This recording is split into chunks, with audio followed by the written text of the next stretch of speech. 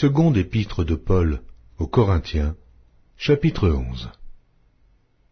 Oh, si vous pouviez supporter de ma part un peu de folie, mais vous me supportez. Car je suis jaloux de vous d'une jalousie de Dieu, parce que je vous ai fiancé à un seul époux, pour vous présenter à Christ, comme une vierge pure. Toutefois, de même que le serpent séduisit Ève par sa ruse, je crains que vos pensées ne se corrompent et ne se détournent de la simplicité à l'égard de Christ. Car si quelqu'un vient vous prêcher un autre Jésus que celui que nous avons prêché, ou si vous recevez un autre esprit que celui que vous avez reçu, ou un autre évangile que celui que vous avez embrassé, vous le supportez fort bien. Or, j'estime que je n'ai été inférieur en rien à ces apôtres par excellence. Si je suis un ignorant sous le rapport du langage, je ne le suis point sous celui de la connaissance, et nous l'avons montré parmi vous à tous égards et en toutes choses. Ou bien ai-je commis un péché parce que, m'abaissant moi-même afin que vous fussiez élevés, je vous ai annoncé gratuitement l'évangile de Dieu. J'ai dépouillé d'autres églises, en recevant d'elles un salaire pour vous servir. Et lorsque j'étais chez vous, et que je me suis trouvé dans le besoin, je n'ai été à charge à personne, car les frères venus de Macédoine ont pourvu à ce qui me manquait. En toute chose, je me suis gardé de vous être à charge, et je m'en garderai. Par la vérité de Christ qui est en moi, je déclare que ce sujet de gloire ne me sera pas enlevé dans les contrées de l'Achaïe. Pourquoi? Parce que je ne vous aime pas? Dieu le sait.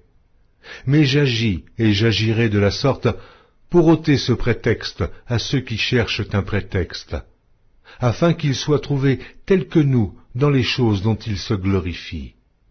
Ces hommes-là sont de faux apôtres, des ouvriers trompeurs, déguisés en apôtres de Christ.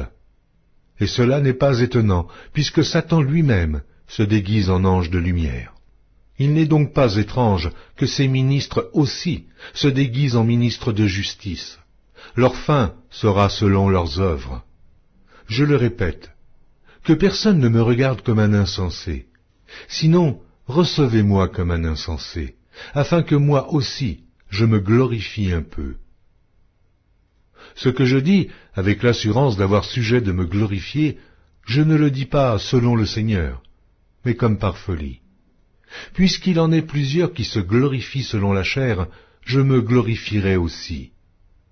Car vous supportez volontiers les insensés, vous qui êtes sages. Si quelqu'un vous asservit, si quelqu'un vous dévore, si quelqu'un s'empare de vous, si quelqu'un est arrogant, si quelqu'un vous frappe au visage, vous le supportez. J'ai honte de le dire. Nous avons montré de la faiblesse. Cependant, tout ce que peut oser quelqu'un, je parle en insensé, moi aussi je l'ose. Sont-ils hébreux? Moi aussi. Sont-ils israélites? Moi aussi. Sont-ils de la postérité d'Abraham? Moi aussi. Sont-ils ministres de Christ? Je parle en homme qui extravague. Je le suis plus encore. Par les travaux, bien plus. Par les coups, bien plus. Par les emprisonnements, bien plus. Souvent en danger de mort. 5 fois, j'ai reçu des Juifs 40 coups moins 1. 3 fois, j'ai été battu de verge. 1 fois, j'ai été lapidé. 3 fois, j'ai fait naufrage.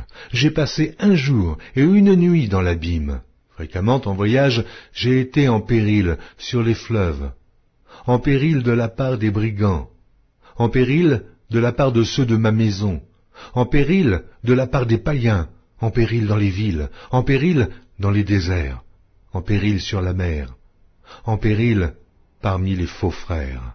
J'ai été dans le travail et dans la peine, exposé à de nombreuses veilles, à la faim et à la soif, à des jeûnes multipliés, au froid et à la nudité. Et, sans parler d'autre chose, je suis assiégé chaque jour par les soucis que me donnent toutes les églises. Qui est faible, que je ne sois faible? Qui vient à tomber, que je ne brûle? S'il faut se glorifier, c'est de ma faiblesse que je me glorifierai. Dieu qui est le Père du Seigneur Jésus, et qui est béni éternellement, sait que je ne mens point. À Damas, le gouverneur du roi Arétas faisait garder la ville des Damascéniens pour se saisir de moi. Mais on me descendit par une fenêtre, dans une corbeille, le long de la muraille, et j'échappais de leurs mains.